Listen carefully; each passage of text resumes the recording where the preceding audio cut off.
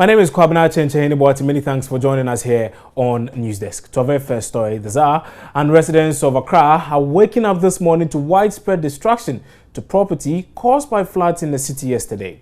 A 3-year-old is said to have been washed away in the flood that has left several without places of abode. We do know now that city authorities are this morning embarking on a tour of some of the most affected areas in the capital to assess the extent of damage. We'll be touching base with our reporter who is with the team as we speak.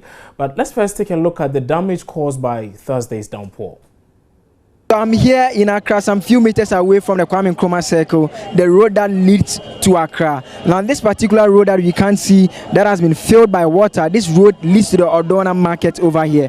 Now, what you can see right away from that side is a car that is stuck over there as a result of that, because of the road that has been flooded. That particular car is stuck at that particular end. Now, we understand that there were some individuals who were trapped in the car. The team from NADMO eventually managed to pull the flood victims to safety, being the community which hosts the Guel filling station where most of the June 3 victims met their untimely death. The residents have been especially eager to see a resolution to the perennial flooding there. House to this particular place? Yeah, I used to stay here. Yeah, my house is even from here, you will take about 10 meters away from here to my house. Down this way? Yeah. That's the meaning that does your place get flooded when it rains? Yeah, it used to flood, but it started from last year when they started this construction of the road. The committee which investigated the June 3 tragedy has downplayed the impact of the ongoing construction of the Kwame Nkrumah overpass on the massive flooding seen in the last few years, but the residents are unconvinced. Let us have open gutter so that the water can just gush out. But as soon as they've closed it and they put stores on top of it, I mean, what happened is anything that got the place and get choked, the waters cannot go.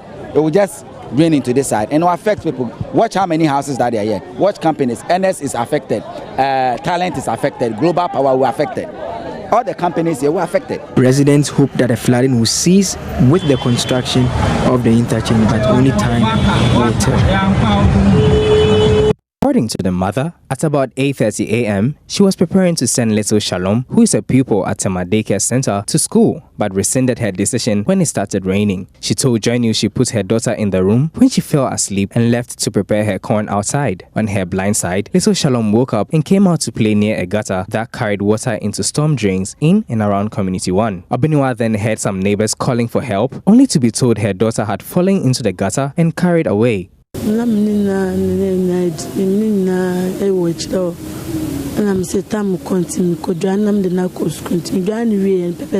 was about getting her ready for school when she fell into the gutter. I didn't see what happened.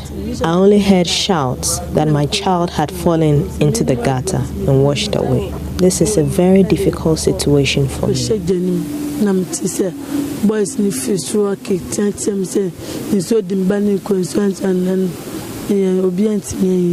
an eyewitness, Faustina Ofoiwa Akpodo, told Joy News what she saw. I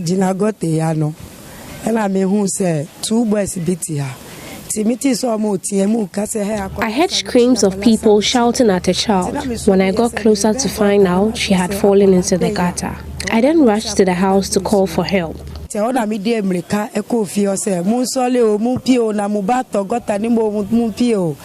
The incident was immediately reported to the police and a search team began looking for Shalom. It is unclear whether little Shalom will be found alive or otherwise. Kwame Yanka's report for Joy News.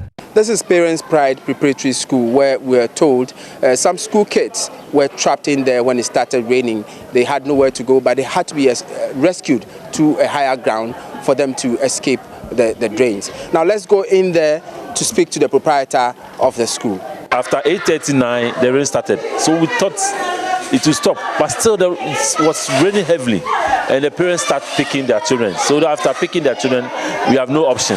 So most of the parents came around 9:30 to pick them out. So after picking them out, the whole place was flooded, and we can't get a space to even take them out. So the main gate to the entrance to the school was open, and the water was flowing in, and there was no out to become. So because the parents are in, so that we have to pick the children to across the street. Where the seamstress there, we pack them there for them to stay there till the rain stops before packing them in. These are all houses around here and it's flooded. Actually, I have to take off my shoes to ensure that I'm able to walk through this into the houses to talk to some of the affected persons.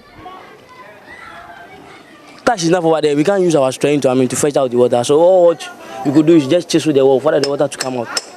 How did it come when it was raining, when it was coming in there? Were you in the house? I was in the house, our home. So how were you feeling when? I was feeling bad because I thought the rain will stop. The June 3rd will come again. So I was just praying whilst it was raining. I was almost scared as well because the water was coming. Was coming. The porch. Inside is very bad.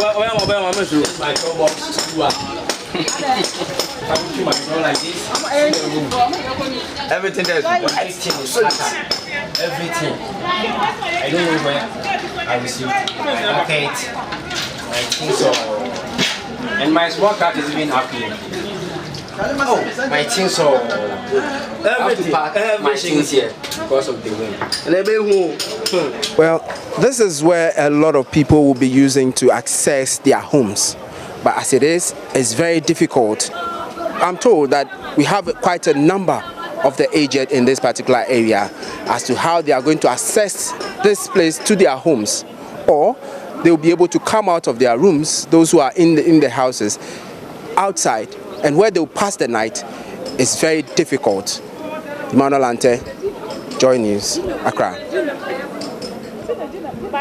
That was Emmanuel Ante's report from Alajo here in the capital, Accra, and we also brought you a bit of the situation at the Kwame Nkrumah Circle as well as parts of Tema, and all these areas we are told were flooded. Let's try and get an update on the situation in some other parts of the capital this morning, and joining me now on phone is Joy News' Favor Nunu, who has been touring some parts of the capital, particularly Odona as well as Adabraka, just so you can get a feel of what the situation is this morning. Like I said, he's been touring these areas to see what the situation there is. And you do know about that very sad story of the 3-year-old that was washed away following yesterday's torrential rains.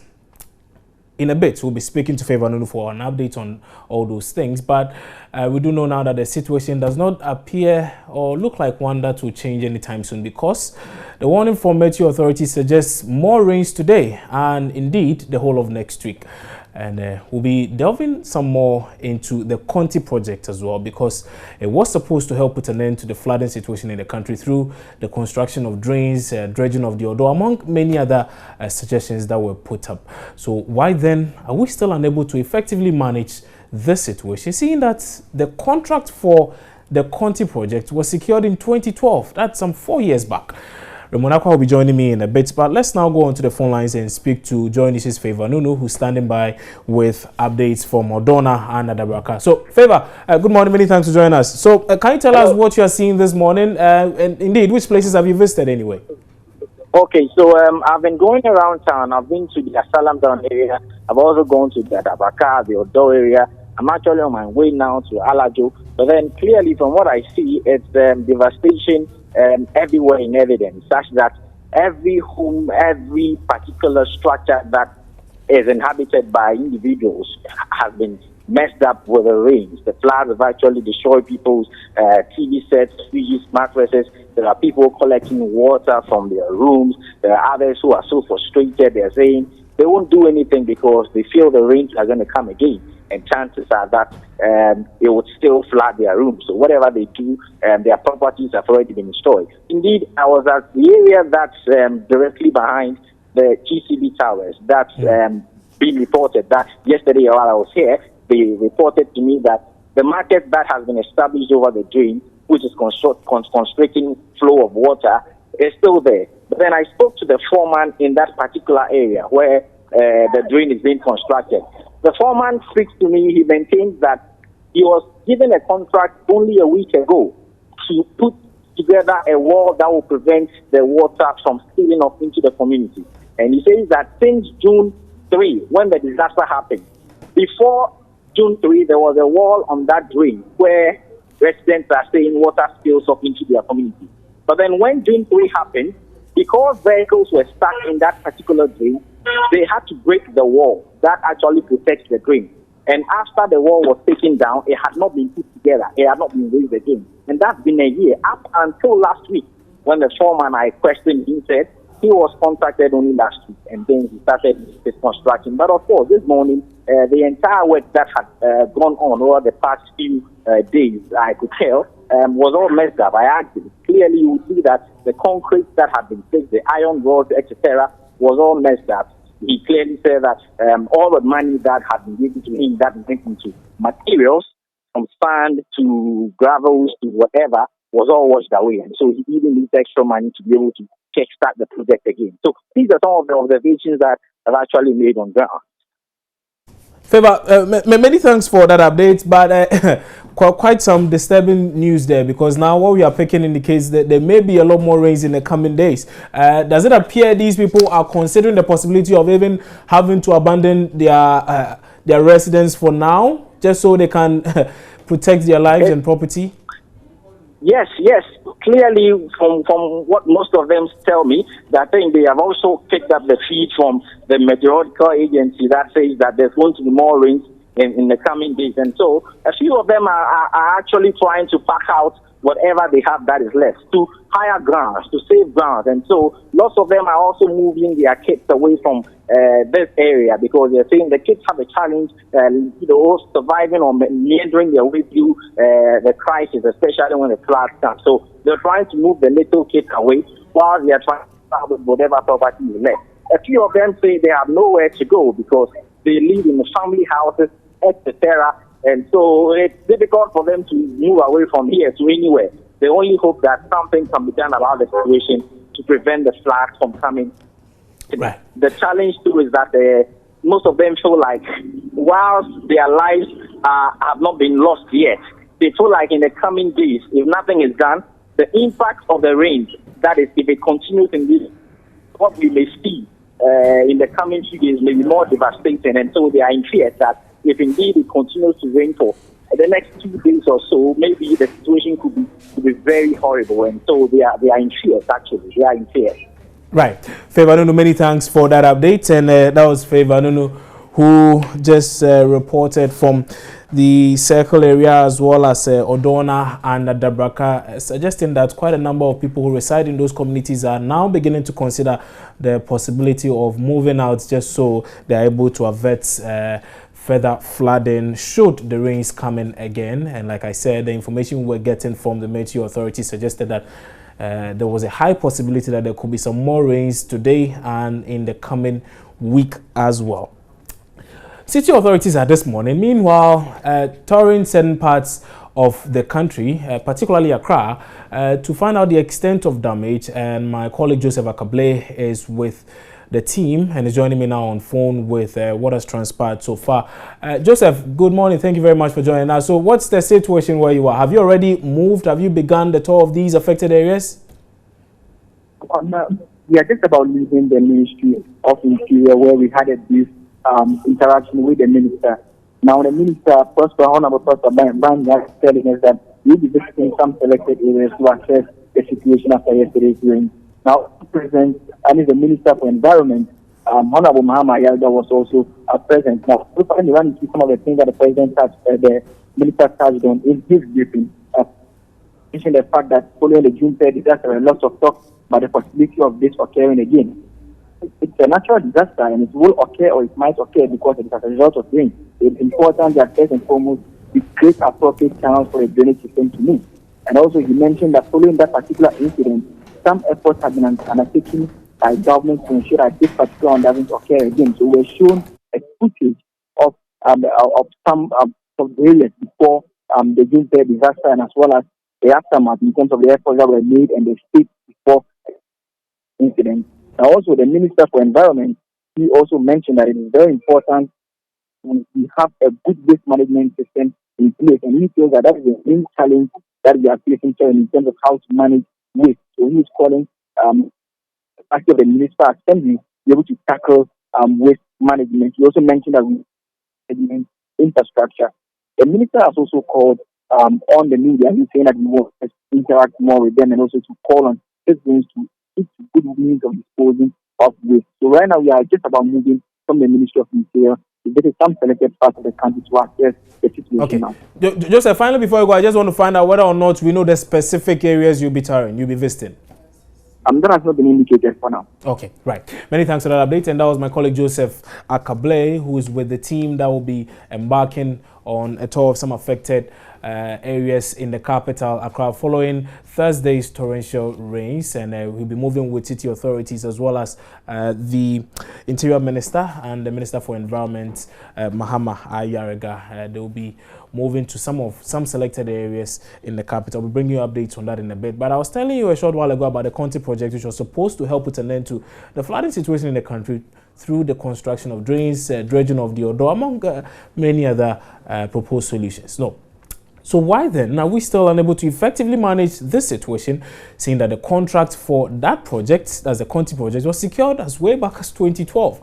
Raymond Akwa is joining me now in studio with a brief of the flooding situation in the capital, Accra, and measures taken over time to manage it. Raymond, many thanks for joining us in the studio. So can you take us through how this whole thing has been over the past few years? No. Specifically, the Accra Sanitary Sewer and Stormwater Alleviation Project. This was, as in the words of the then Minister of Water Resources, Works and Housing, Collins Dauda, going to put an end to the flooding situation in the city, that no single life was going to be lost within this particular pursuit. When the contract was signed on January 16, 2012, the understanding clearly was that the $663 million project would have several phases. The minister, Collins Dauda, together with even the local government minister, who was then Kwesi Ofosu-Opon, and also the CEO of the Accra Metropolitan Assembly, Alfred Van der Poel, signed on behalf of government, was the president of the Cony Group, West Africa, Simon Misrach, signed on behalf of the contractors. What we know was that this project was then previously approved in 2012 in December by Parliament, so everything was cleared. The project was supposed to be in two phases, which should be completed in 5 years. The first phase was that, there was supposed to be excavation of some 150,000 meters channel, and it's expected to be completed in 9 months. So you are clearing, excavating places where the channels of water have been blocked, 150,000 meters, and this was supposed to be completed in 9 months. The AMA was specifically supposed to provide 20 trucks and 3 loaders for the waste collection after the excavation is done. The second side of this particular project, and of course some of the major drains, even on the first one, which needed to be tackled, were the Cony Lagoon Ecological Restoration Project, beside a project to restore the Cony Lagoon. That particular one was supposed to be dealt with. Now, the central business drainage, right through Circle, through Accra Main, and all of that, those were supposed to take it off. And the Odo channel, that was also supposed to be taken care of under this particular project. The second phase, which was to start in December 2014 and completed in 2017, actually was supposed to have 15 kilometers of storm sewer and combination sewer works, which will be installed. So let's look at this. 6 kilometers of priority drains, which would include the Mataiko, Mamponse, South Kaneshi, and Odona drains, would be rehabilitated. So this was the difference in there. The first part was to do with more dredging and making sure that you create the excavation required. The second part was then to do with the production of huge drains, as they call the storm sewers, and huge drains, so that these areas, Mataiko, Mamponse, South Kaneshi, and Odona drains, will now be properly rehabilitated. And the whole of Accra would have a big deep-seated drain that will gather all the water, send them where they are supposed to be, and not be on the streets and causing havoc. So do we know how far we've come as far as this plan is concerned? Okay, so not long ago, the question was put to the, what they call AMA boss, who responded that even last year, the minister was skeptical about whether the project was ongoing or not. He said that a huge chunk of the money had not been provided. The job of the Cony Group was to provide the money, some form of facility for the work. That's why the project was even called the Cony project. What we're supposed to do is provide the other important elements for us to do it. It says most of the money had not been provided. In fact, he could only quote that some 50 million had been used for dredging activities. just getting to this particular year, when all of this talk about June 3rd and its aftermath and what's been done, the AMA boss came in to say that they've done massive dredging of the various drains, indicating that the first part of the project is near completion. So this first part was to do with the excavation, all of that, of the Cony Lagoon, the Central Business District drainage, and also the other has been done. That is what the AMA boss boldly said, even though he said that, 40% of the work is what is required at this point in time, which is what has been done. What is the permanent solution to this is the major drains, which they are clear in their minds is yet to be done. And do we know what is hampering that? Is it the funds, the lack of funds? The finance minister hinted of the lack of funds. The AMA boss was not in any way dismissive of the fact that they are not getting the money they require to do so. But he said there were other technical difficulties, which he has not explained to the people what these technical difficulties were. So, if you recall, last year, the president directed that they should continuously do the project and make sure they complete it so that this year we wouldn't have the kind of floods we are having today. But we can see between that period and this time, we have not seen the storm drains, which are very visible projects that if they have been constructed, we will get to know. Okay. Raymond, many thanks for that update. And that was my colleague Raymond Akwa, who just brought us a lot more on that Cony project, which we are told if it was complete, the flooding situation in the capital would have been dealt with. But also closely related to this issue of flooding, we are told now that the Ghana Water Company Limited has been giving us a warning, particularly for residents of Weja and its surrounding communities, of the spillage of the Weja Dam over there. We'll be crossing over to our colleagues who are currently there monitoring the situation there, and we'll be bringing you updates on that as well. But we're taking a break now here on News Desk. We'll return shortly with a lot more stories. Don't go away.